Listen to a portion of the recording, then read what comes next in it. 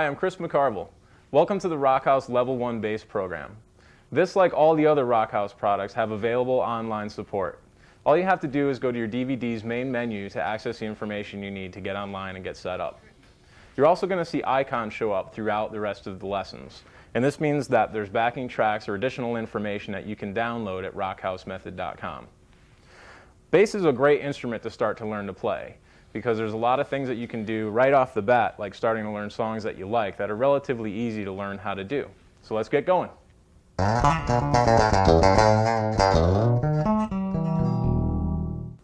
Okay, so before we start playing, I just want to go over the parts with the bass for you, so that way you'll know what I'm talking about later in the lessons.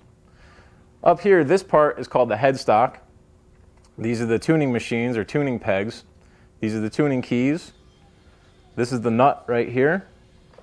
This whole part is the neck, and the part that you're playing on is called the fingerboard. The vertical metal pieces are called frets. These are the dots.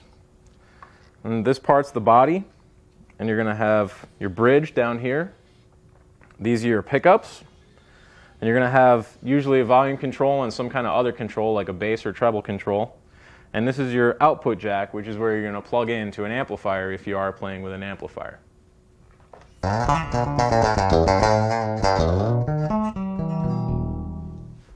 Okay, one more thing before we start playing. I want to talk to you about holding the bass. This means getting comfortable with it so that you can play comfortably.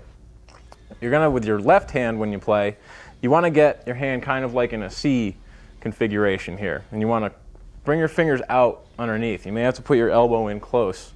And you're going to get as much of your fingers out there as you possibly can.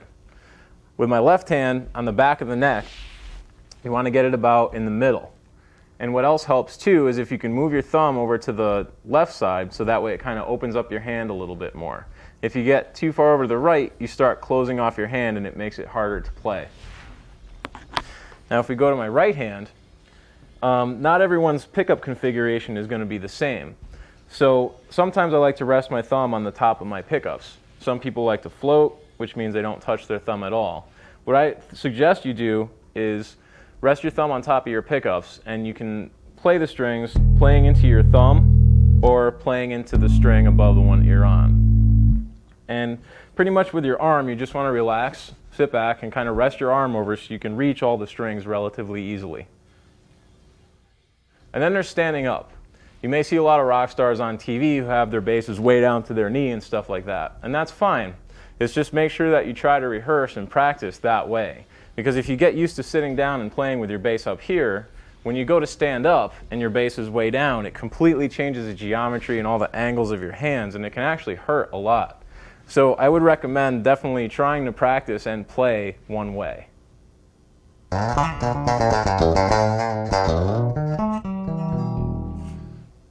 right, now before we start playing also, I want to talk to you about tuning. The most accurate way that you can tune is to use an electronic tuner. Or you can also use a tuner that you can download off our website at rockhouse.com. Now, when you tune your bass, I'm going to give you some notes. They're going to be the open strings.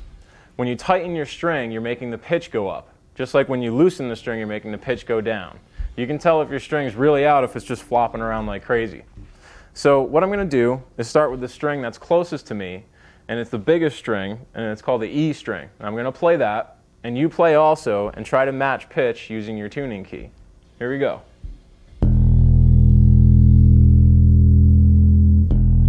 You're going to hear a warbling sound, and that's normal. What you want to do is make that sound go away so that we're at the same pitch.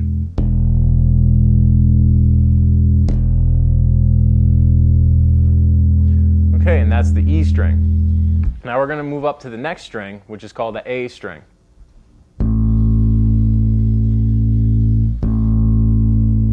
And the same thing, you want to get rid of the warble.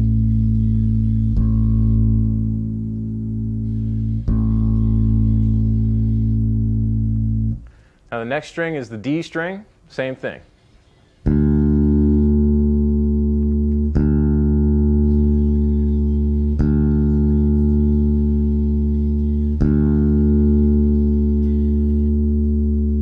And the last string is called the G string.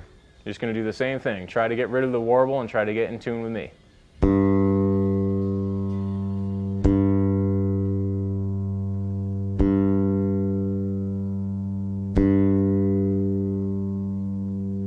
Now, if you're having a really hard time tuning, one of the things you can do is call your local music store, because they'll be able to help you out right away with that. Sometimes bass strings get so far out it's kind of hard to tell if you're totally in or not, and when you're just starting out, they'll be happy to help you out.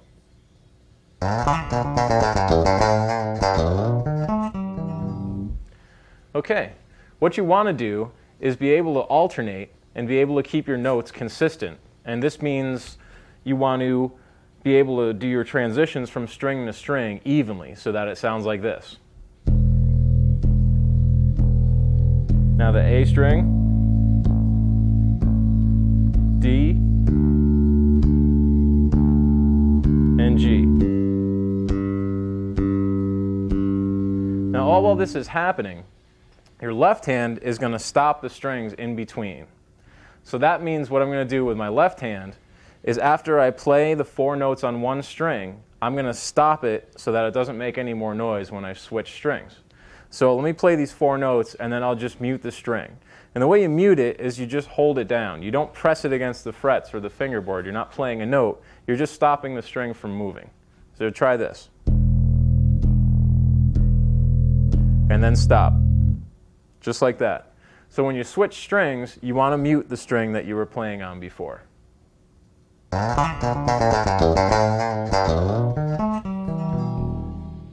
What you're looking at right now is a bar of tablature. You'll see 4 horizontal lines, and those represent the strings on your bass.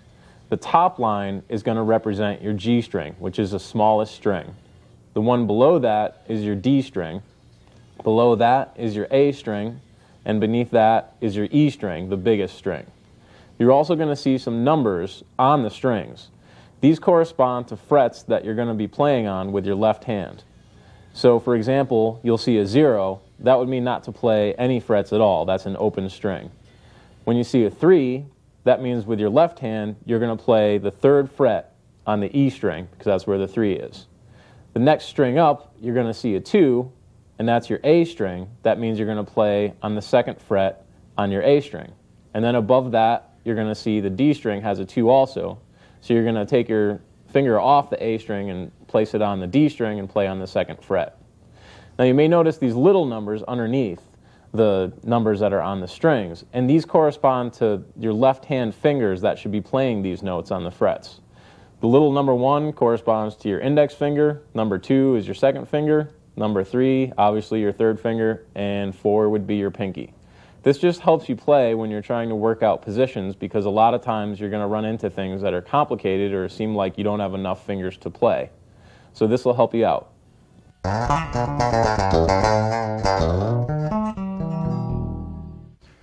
All right, now let's talk about a blues progression. That's what we're going to play next. With your right hand, we're going to play a syncopation, which is basically a different kind of rhythm. And in blues, the progression of it is found in all kinds of music. It's kind of the backbone of rock music and funk and soul and all kinds of stuff. So the rhythm that you're going to play with your right hand sounds like this. On your A string,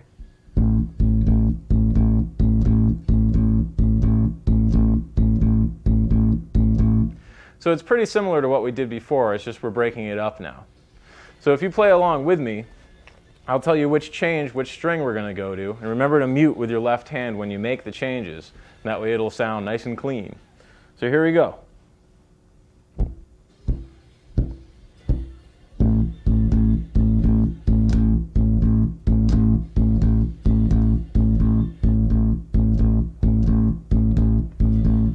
Now to D. Back to A. Now to E.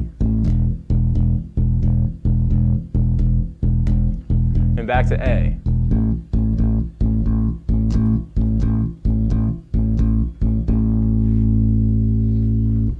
Okay, now we're going to try this with the backing track. Remember that all the backing tracks are available for download at rockhousemethod.com. Here we go.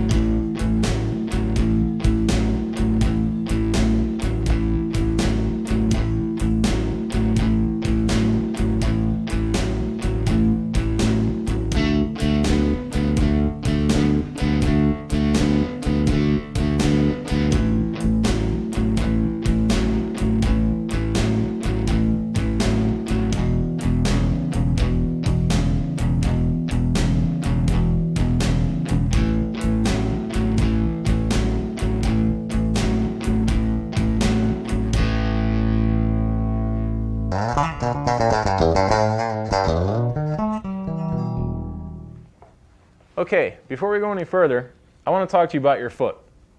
And what we're going to do is we're going to learn to count using your foot, using your right hand, and this is going to help you feel out all different ways to play.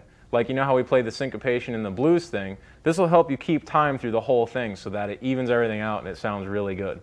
So there's going to be three or four things that you need to learn. The first thing is 1 E and an A. And these are going to be in your booklet so that you can check them out if you get lost at all. Now, when I'm talking about 1 E and what I want you to do is with your right hand, I want you to go 1 E and just alternating with 2 fingers. So it's 4 different names, just 2 fingers. It's just a way to count. What your foot's going to do is you're going to go down on the 1, you're going to go stay the same on E, you're going to go up on the A, and you're going to stay up for the A. So if you're just to count it and say it with your foot, you're going to go 1, E, and If you put them together, when you play and you count at the same time, it's going to look and sound like this. 1, E, and Foot's down, up, up. What this is really good for is when you have rhythms that change, your foot is a constant thing, and that'll really help you out when you play. And we'll cover more of this later too.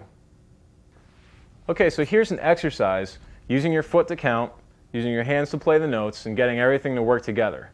We're just going to deal with your open strings, and we're just going to be alternating with your right hand. So we're going to work on your open E string to start with, and we're going to move to your A string and your D string and your G string, and I'll explain it as we go. So let's start your foot counting first. We're going to go 1, E, and 1, E, and down, up, down, up. Ready? 1, 2, 3, 4. 1, E, and 2, E, and 3, E, and 4, E. We're going to go to the A string. And 2, E, and 3, E, and 4, E, D string. And 2, E, and 3, E, and 4, E, G string. 1, E, and 2, E, and 3, E, and 4, E, and Now this may seem a little corny and stuff, but once you start to play really cool stuff, it's invaluable.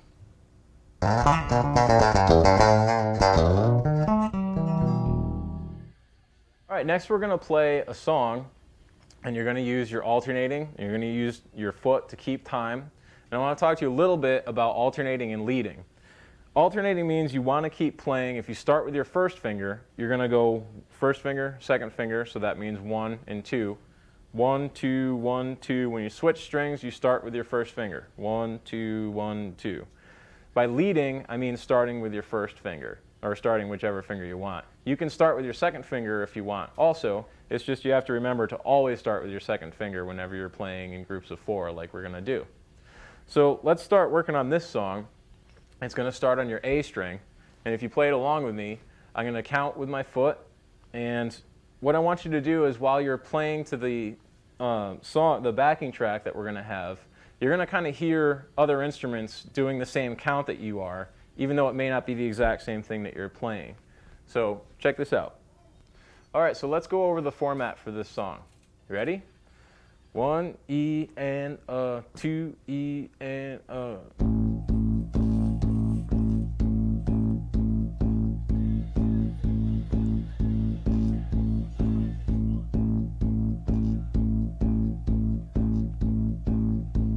Now to your D string, then the E, D, E, G, E.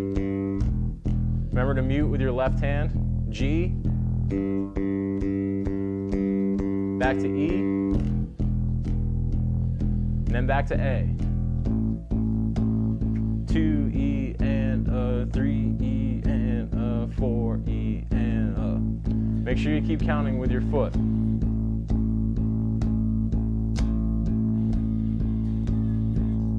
And you may notice how I'm kind of like moving around like this. And that's because I'm kind of reacting to my foot and I'm kind of reacting to the way I'm playing. This is helping me keep time. It actually does help.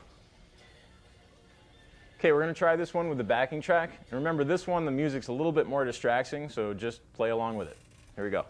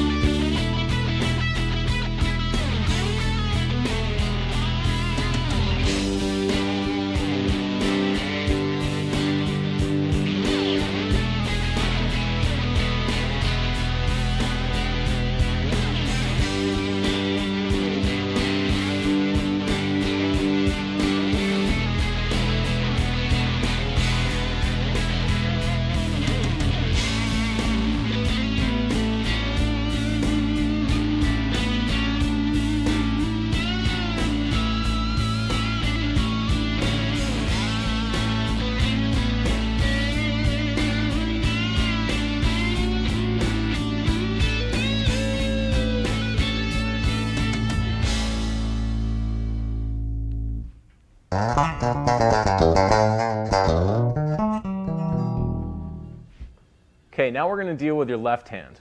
I'm going to show you a couple exercises you can do, but before we get there, I want to show you some of the stuff that's going on over here so you know what's up.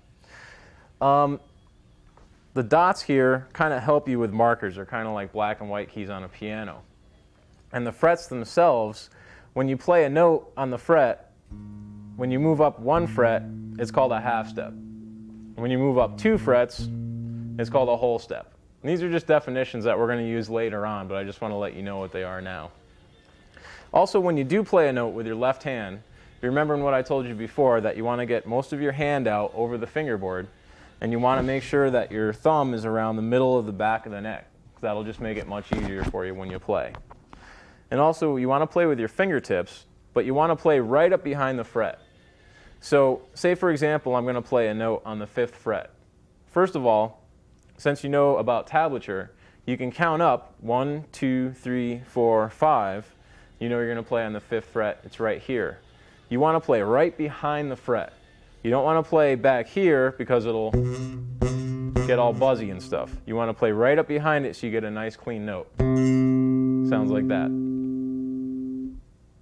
Okay, now I'm going to show you an exercise using your left hand, and I want you to play it along with me. We're going to take your first finger, we're going to put it on the 5th fret of the G string, and you're going to play it like this. Then with your pinky, you're going to reach up and play the 8th fret on the G string still like this. Now while you're playing that, I want you to keep your first finger down on that 5th fret. It may be a little tricky to do this, and what you want to do is avoid this kind of stuff, because this makes it really hard to play when you have more intricate things going on. So again, we're doing 5th fret, 8th fret, 7th fret with your 3rd finger still on the G string, and keep your, see where my pinky is? You want to keep it over the note because we're going to play it again. Cool. So you can see all my fingers are down now. So the whole thing is going to sound like this. And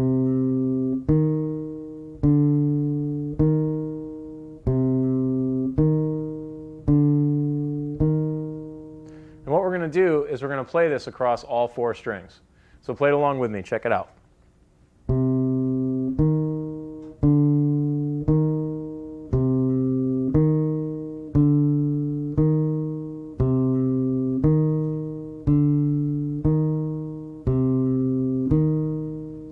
Now switch to your D string.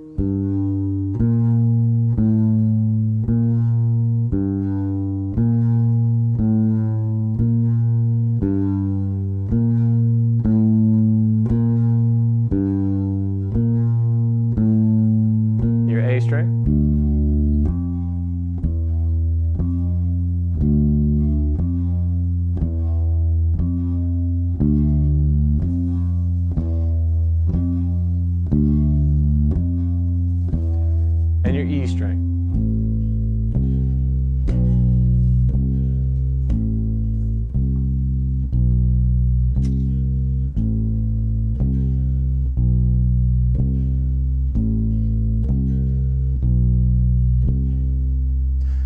remember too, if your hand starts to get really sore in here, to remember to move your thumb back like that. So you're still in your C position with your left hand, but remember you can move your thumb that way. That'll make it hurt a little bit less. Now I'm going to show you two different variations of that same exercise. And again, this is all to get your right and left hands playing together. So here we go. We're going to do first finger on the 5th fret of your G string. Again, your pinky on the 8th fret of the G string. Now we're going to use your 2nd finger instead of your 3rd finger, and we're going to play it on the 6th fret of the G string. Now back to your pinky on the 8th fret. So this one sounds like this.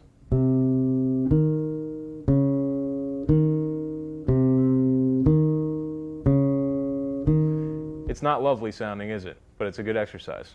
Let's play it down all 4 strings.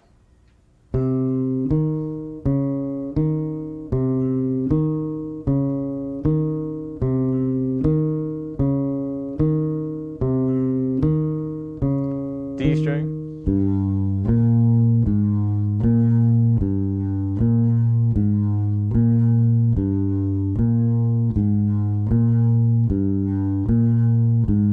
A string.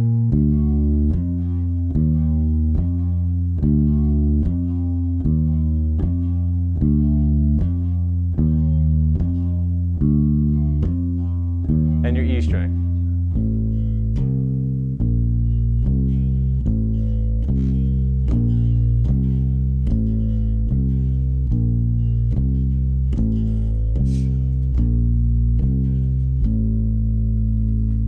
Then the last variation I'm going to show you is the same as that last exercise, but now I want to double each note. So with my right hand, this is going to be more of a challenge. So what you're going to do is have to remember, you're going to keep alternating. You're going to keep leading with your 1st or 2nd finger, whichever you decided to do, but make sure you keep it consistent. It's going to sound like this. So every note we play with our left hand, we're playing 2 with our right hand. Here we go.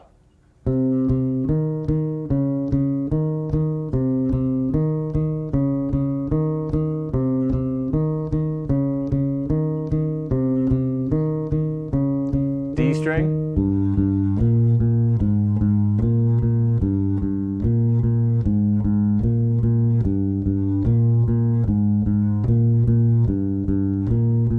A string.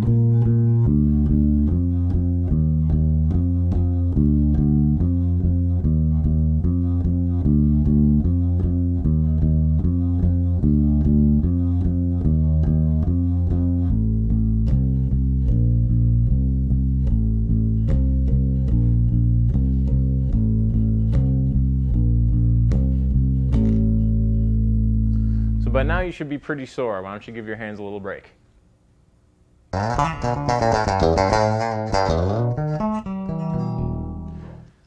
Okay, now I'm going to show you a song that uses all the techniques together that we've learned so far. You're going to be counting with your foot, you're going to be playing with your right and your left hands.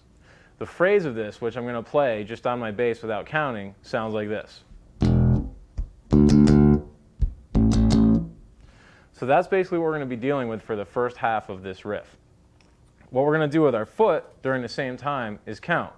1 and 2 and 3 and 4 and 1 and 2 and 3 and 4 and. So what I want to do is count with my foot, and I'm going to play this riff.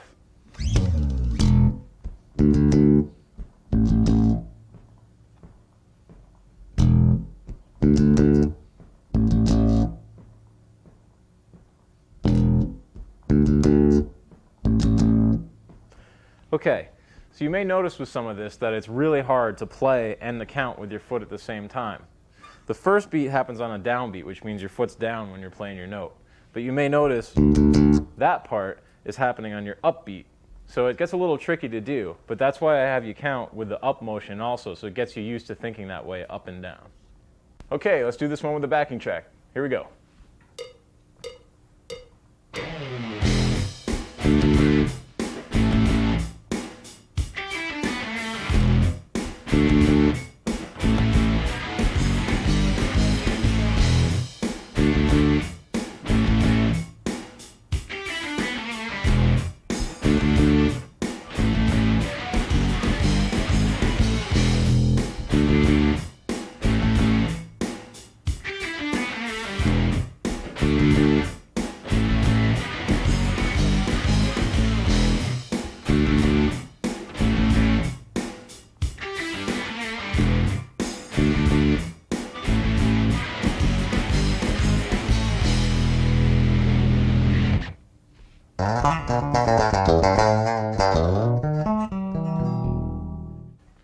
Okay, now we're going to take a look at the names of the notes in first position. And what I mean by first position is any of 4 fret area that you can play with your 4 fingers. It basically means 1 finger per fret. So that means from all of this position you can play without shifting. So we'll take a look at these notes starting with the open string. The big string, the one that's closest to you, is called the E string. So that's an E. Now you have the first fret, that's an F. And then the 3rd fret is a G. Now you can also find the names of more of these notes on rockhousemethod.com on the website, and if you follow along in your book, you'll be able to find more too. But keep playing them along with me. We'll move to the A string, which is A, open. Then we have the 2nd fret is a B. 3rd fret is a C. Now we have our open D string. Now we have 2nd fret is E, 3rd fret is F. Now we go to your open G string. 2nd fret is A, and then the 4th fret is B. So now I'm going to play these from the bottom to the top, and I'm going to play them back down. Play along with me.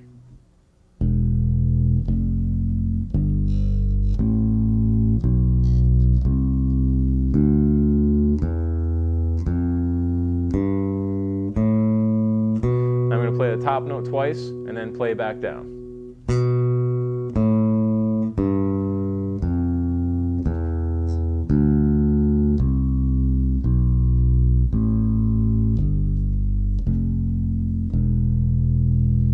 That's it.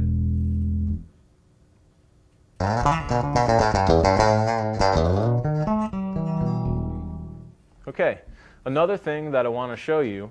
You may notice from looking at your book or on the website that some of these notes are the same even though they're not in the same place. For example, you have an open E, but you also have an E on the 2nd fret of your D string, which is right here. Now if you listen to them together, they're the same note. It's just this E on your D string is vibrating twice as fast. And we call that an octave.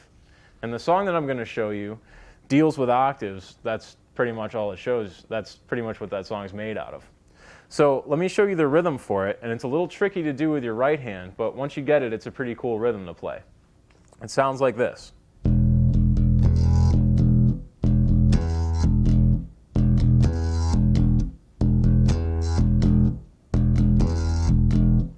Now this gets tricky to count when you're counting with your foot because it's not a straight rhythm. It's another syncopation type of thing. So here's what we're going to do with our foot.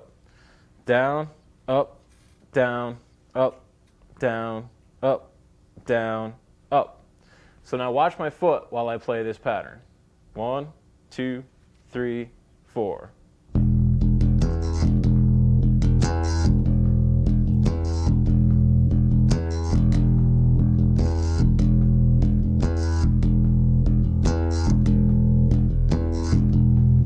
Now you can kind of feel the beat happening from my foot. It's not just from my hands. But what that means is that my hands are now automatically playing in time as long as my whole body is feeling the beat. That's how it works. Okay, we're going to do this one now with the backing track. And check out my right hand on this because you're going to have some string jumping to do and it's a little tricky. Let's try it with the track.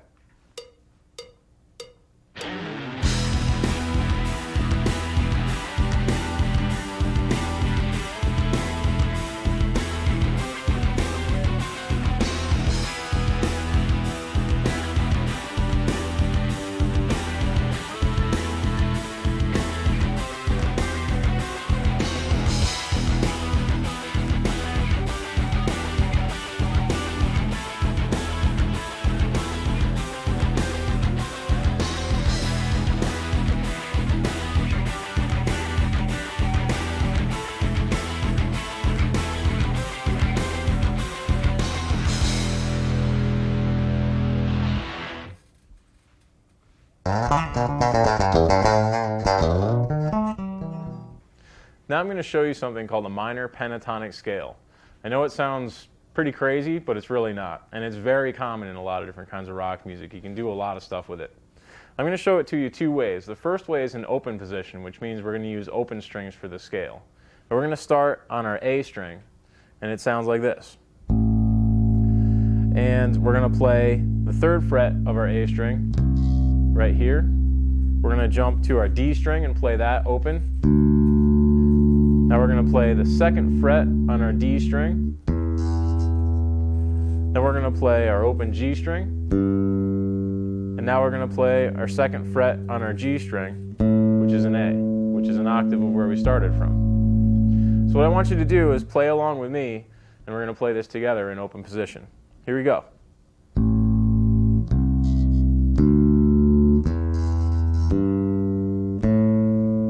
Now let's play it back down.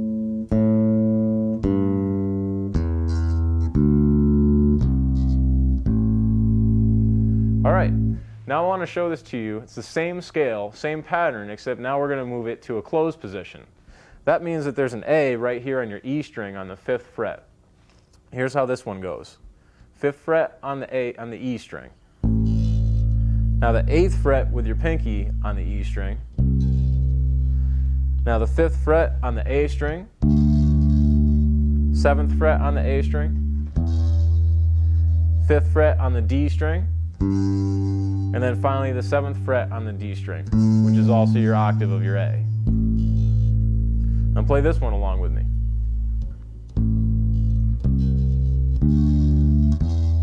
And we're going to go back down.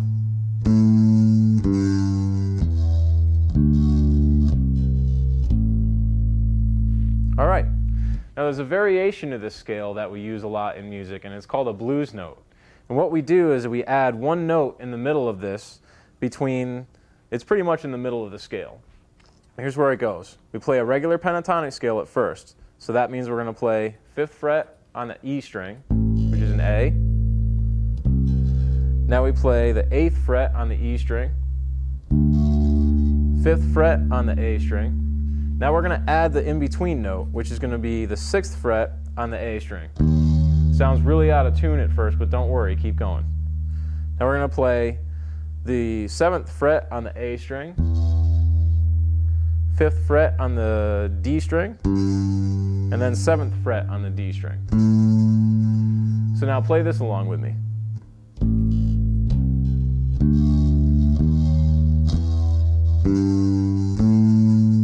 And if you get lost at all, remember to check out your book or check out rockhouse-method.com. It's got all this information and more if you get lost. But you can immediately hear from this scale that it has that blues kind of sound to it. It's unusual, and it's very expressive, I think. So why don't you play it along with me? We're going to play it through one more time. We're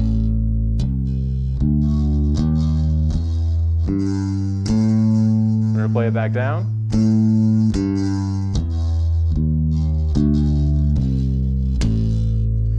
And once you get comfortable with the scale pattern, you can start to do pretty crazy things with it, stuff like this. And that's just randomly playing through that same shape that we just did. Okay, now we're going to use the same blues progression as before, except we're going to use a minor pentatonic scale in A. We're going to keep using that same scale over all the changes. So check it out.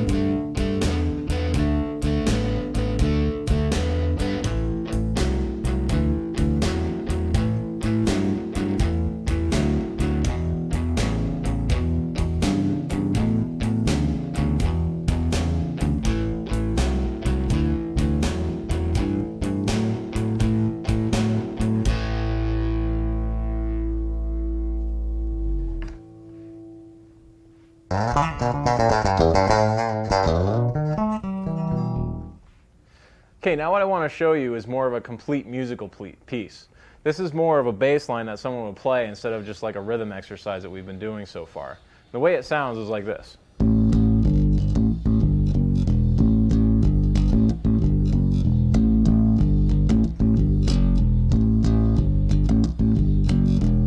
And it sounds pretty complicated rhythmically. And what we need to do is we need to use our foot to help us keep time with it. So I want you to get used to that tempo is going to be down, up, down, up, down, up, down, up, down, up, down, up. And what we're going to do is I'll break down the notes and we'll play them slow first and then we'll add our foot back into it. So the first note is your open A string. We're actually going to play two of those. Now we're going to play the third fret of your E string twice. Then we play your A string again twice. And then we do a walk down, which is basically playing 3, 2, 0 on your E string. That's just a walk down. So when we combine it all together,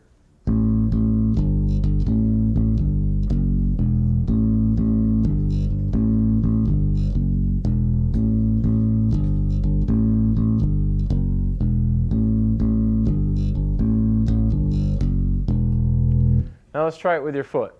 Down, up, down, up, down, up, down. Let's go.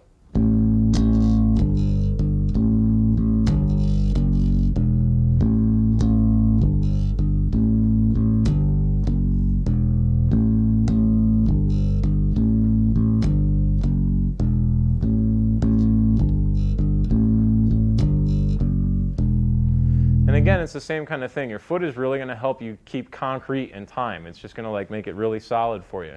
You may find that it's really hard to do. What you want to do is play it slowly first and just keep playing it a little bit faster until it sounds more like the song. And again, make sure you look at your book if you get lost on any of this stuff, and we'll take it from there.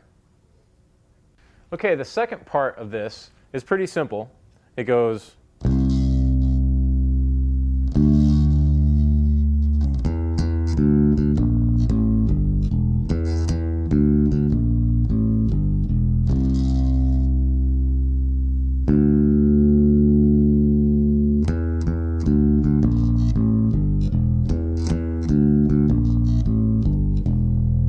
Okay, so I'll just break it down really simply before we bring our foot into it. We're going to play the third fret of our A string, and then we're going to play the open D string. You may have noticed the first time how I went up to the fifth fret on the A string, and what that means is that this and the open D string are the same note, and I just went for that just because I'm used to playing that way. But for you, I want you to play at first in the open position, so that means we're going to play third fret, open D. Now we have the riff, which goes second fret, open D, first fret on the A string, then open A string, third fret on the E string, and then to E.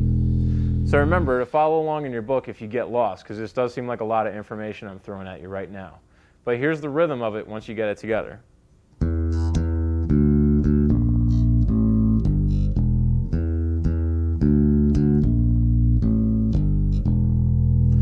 Okay, so these two sections, let's play them together. And I'm going to tap my foot just a little bit, like slower, so that way it's more understandable for you. 1 and 2 and 3 and 4 and 3 and 4 and 2 and 3 and 4 and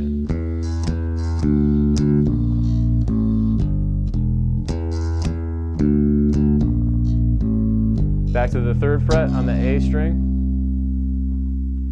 4, open D string, now to the riff,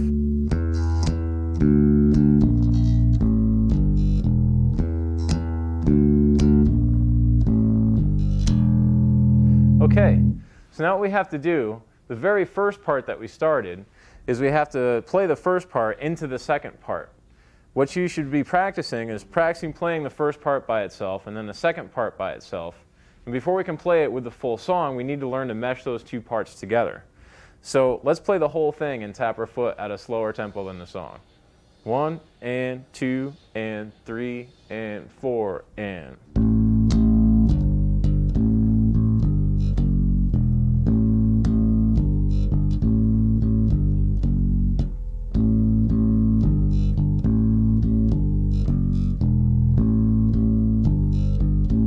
Now the next part.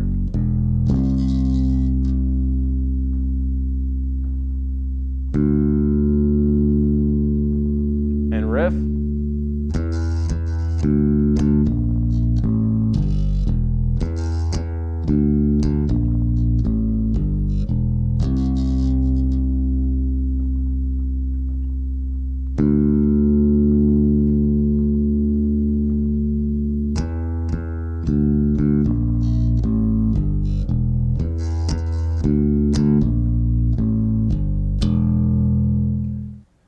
Okay, let's try this one with the backing track. Here we go.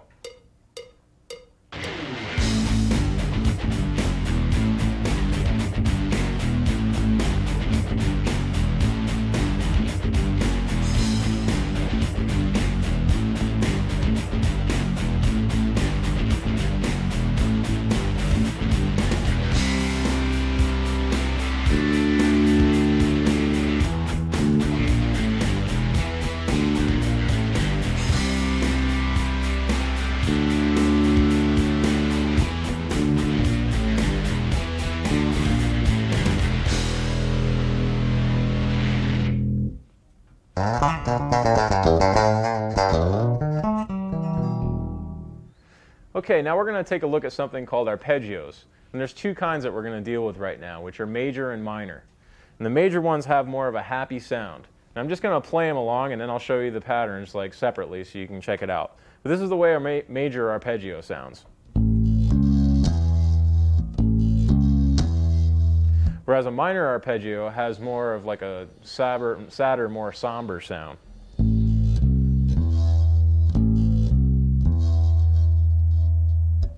So these two patterns you can find in your book. You can also find them on the website, which is rockhouse.method.com.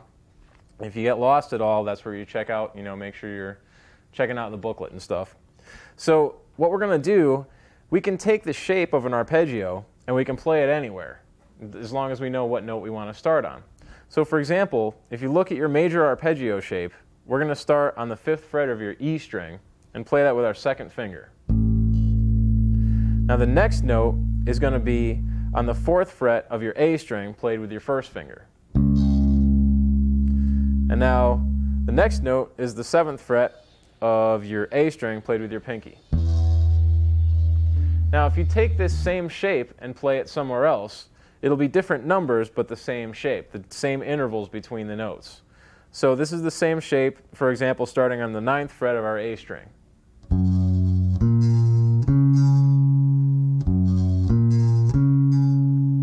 And I can play it anywhere I want. And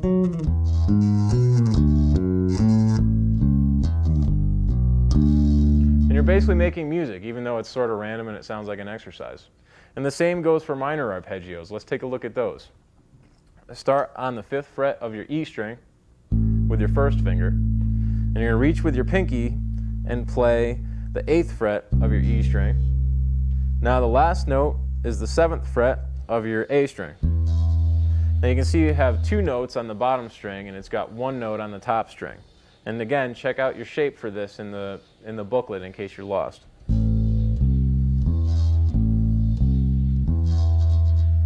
Now let's try this on the 5th fret of your A string.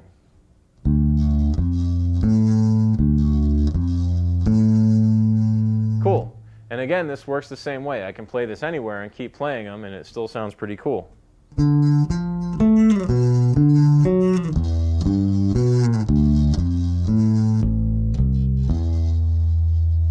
Cool. So now what we can do is sometimes play major arpeggios and sometimes play minor arpeggios. The music example we're going to work on next combines those two together.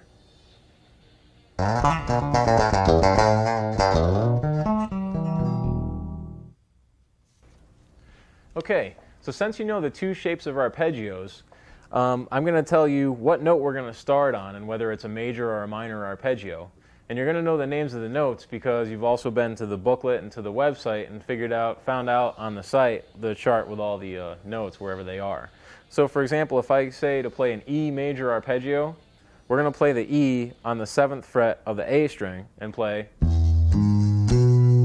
which is the beginning of our song. So since that is the beginning of our song, let's play that.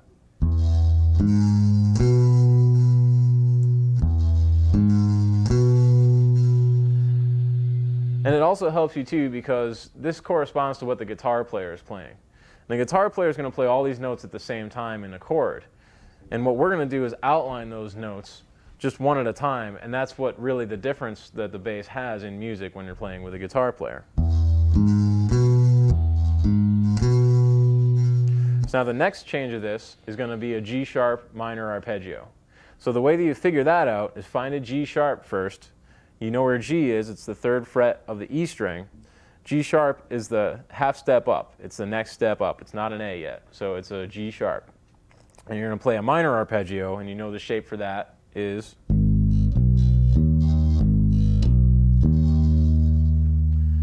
okay, so we have E major,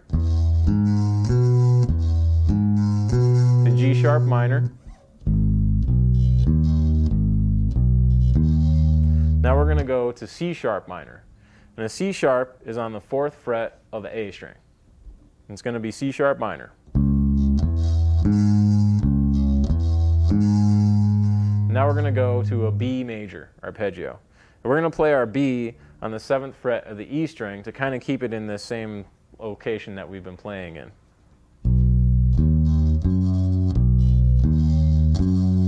All right. So that's 4 changes, and I realize like this can be kind of like a finger twister thing. It's a little complicated, but it's the end of the DVD for this lesson, and I figure this will be something good to work on.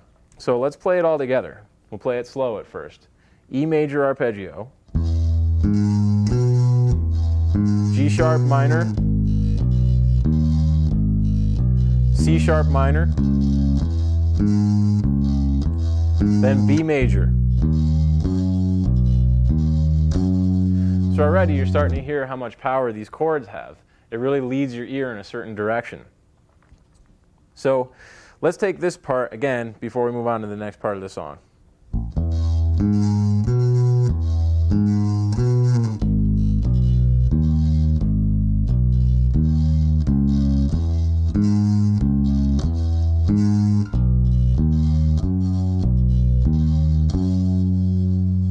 Okay.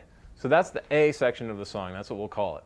We'll move on to the B section of the song, where you're going to have an A major arpeggio. And that's just going to start on the 5th fret of your E string. And these only happen once.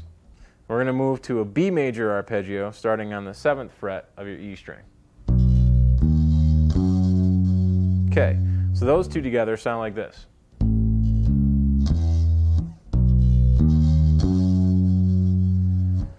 From there, we're going to play an E major arpeggio. And remember, you can follow along in your booklet if you get lost, because I realize this is a lot of stuff to throw at you at once.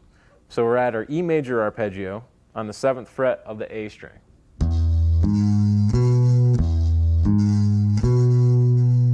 Okay, so we have A major, B major, E major.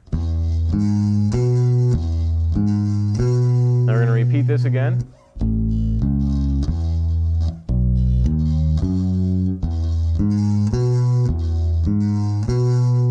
And that's essentially our 2 sections of this song.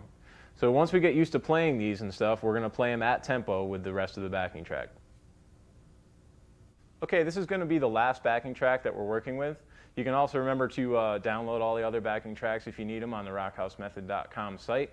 What I'm going to do on this one is I'm going to play straight arpeggios through the whole progression the first time, and that's what I showed you exactly before.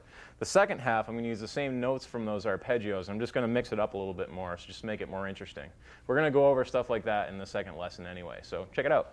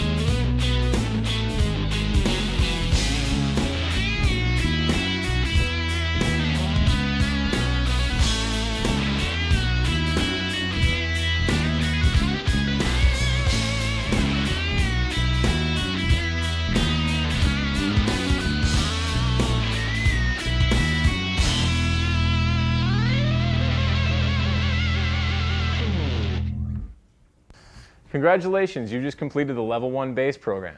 Now you're ready to go on to Level 2. Remember, you can check out all the Rockhouse products at musicsoeasy.com. So you should be pretty psyched, because if you have all this stuff down from Level 1, you should be a pretty happening player, at least being able to play like some of the songs that you like at least. So good luck, and we'll see you at Level 2.